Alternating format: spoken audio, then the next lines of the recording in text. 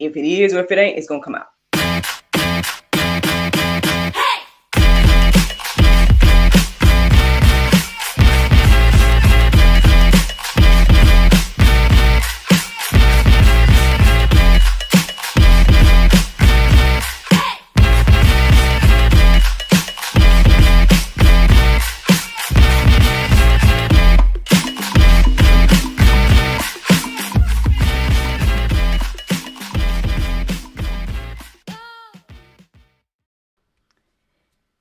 Good morning, everybody. It's your girl, Miracle Sims, and you're listening to God, Sex, and Love, your daily dose of inspiration and juice. It is November the 1st, 2022, and today the topic is W.W.H.D. Happy November, y'all. Happy November. Whew. Brand new month, brand new day.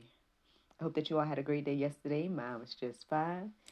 As you may or may not know, mine was rather busy yesterday. Your girl did 4 shows in all because I did the Juice and then I did 3 episodes of GSL. So to God be the glory. I made it through, y'all. You know what I'm saying? In between time, being a mom, trying to eat something, trying to rest in between so I can have some energy for the next person that I talk to. All those different type of things. But yeah, that's what yesterday looked like for me.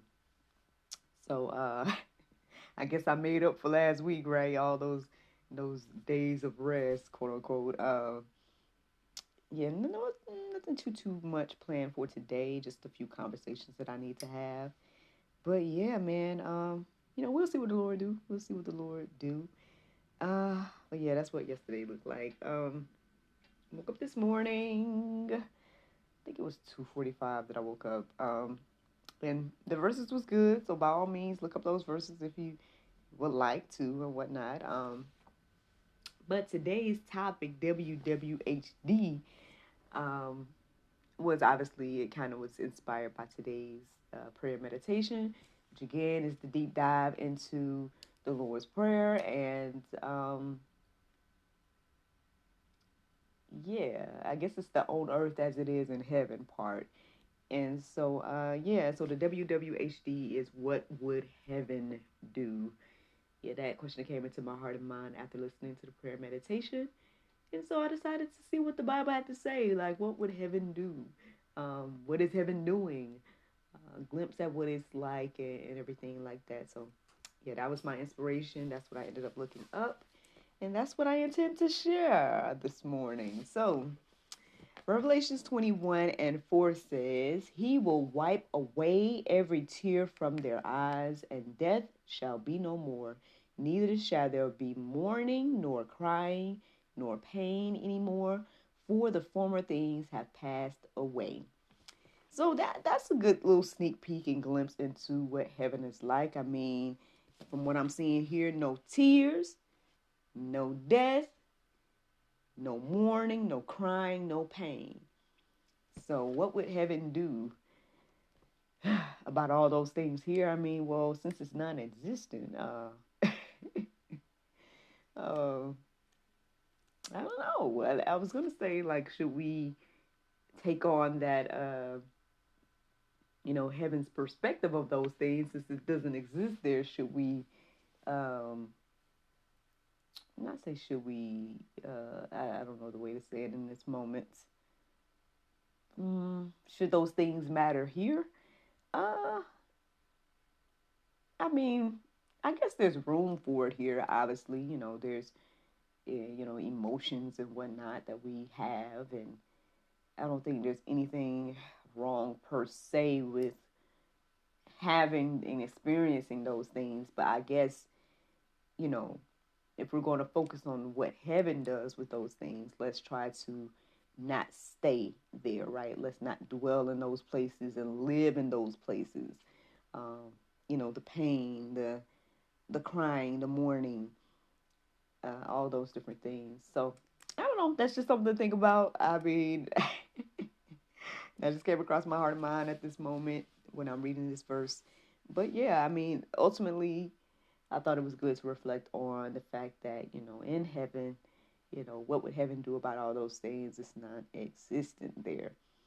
2 Peter 3:13 says, but according to his promise, we are waiting for for new heavens and a new earth in which righteousness dwells. So yeah, let us know that heaven is a righteous place, and so what would heaven do? Righteousness dwells there, and I guess maybe we should lean into that a little bit more. Let's try to be more righteous so we can, I guess get prepared and be mentally prepared for uh, the season of the new heaven and new earth and everything like that. That's what came into my heart about this morning as I was reading. Hebrews 11:16, it says, but as it is, they desire a better country that is a heavenly one. Therefore, God is not ashamed to be called their God, for he has prepared for them a city.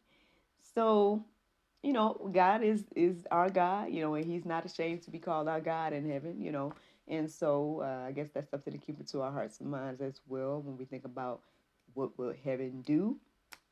Um, I guess my heart and mind was a little bit more, what can I say,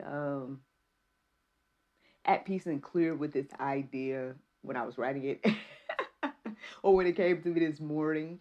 Um, and not to say my mind is not clear now. I just think that I don't know. I don't know if maybe something that I was supposed to receive and not share because now I'm not like fully having anything extra to say, honestly, about any of this. It's just more so just pointing at what would heaven do.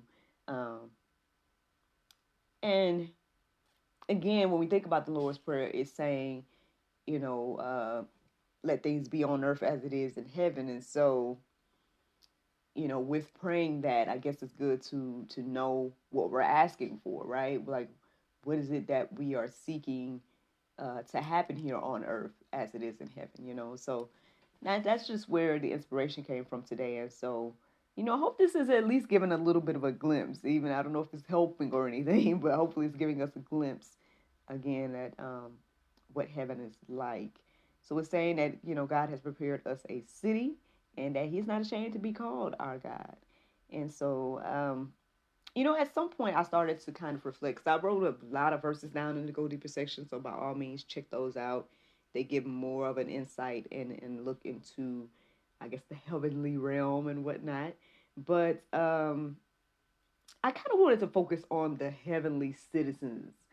I wanted to like kind of give a glimpse at what that looks like and what they're doing and things like that. And so I came across Psalm 89:5. It says, let the heavens praise your wonders, O Lord, your faithfulness in the assembly of the holy ones.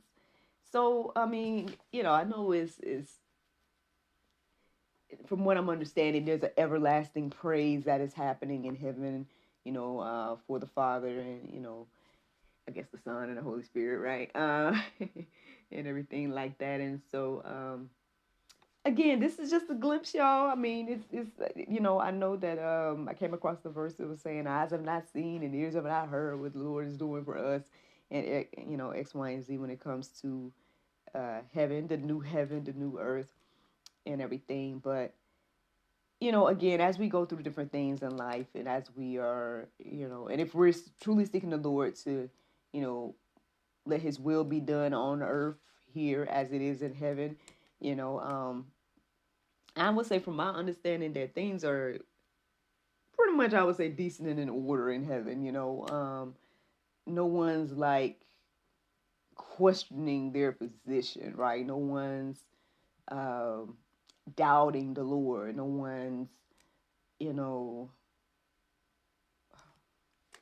I guess all the things that we experience here, the doubt, the fear, all those different things are not a part of heaven from what I'm seeing and understanding. So, just keeping those things in our hearts and mind as we request and ask the Lord to do His will as it is in heaven.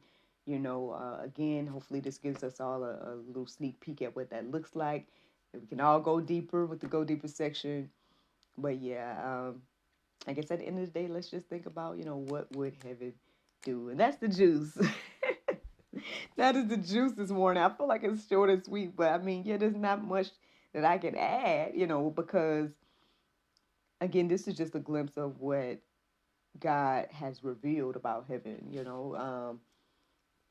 and some things it's just not for us to know until we're there, and so, hopefully whoever's listening to the sound of my voice will all be there, and everything like that. But hey, yes, that's the juice, y'all. That is the juice. The Bible verse of today is Romans 8:18. It says, "For I reckon that the sufferings of this present time are not worthy to be compared with the glory which shall be revealed in us." Friends, I hope you all enjoyed this juice this morning. Thank you so much for listening to God, Sex, and Love, your daily dose of inspiration and juice. I pray you guys can go forth and have a wonderful day, and I look forward to talking to you all tomorrow, if the Lord's will. Bye-bye. Hey y'all, I'm Nyla O'Neal with Anchor Providing Institute. We're located at 737 South Hill Street in Griffin, Georgia. Look, this program was birthed out of a will to help and push you closer to your dream, customizing each and every learning path for each and every student, giving you hands-on education with myself and other teammates. We're here to help you and drive you to be the best version of yourself. Look, we're a 12-week program, and it will be vigorous, but it will be worth the work. Put the work in, you will see it in the end. We are dedicated to seeing you not only finish our program, but to get certified. We are an accredited school through the National Phlebotomy Solutions, and we are so ready to meet each and every one of you. Contact us today.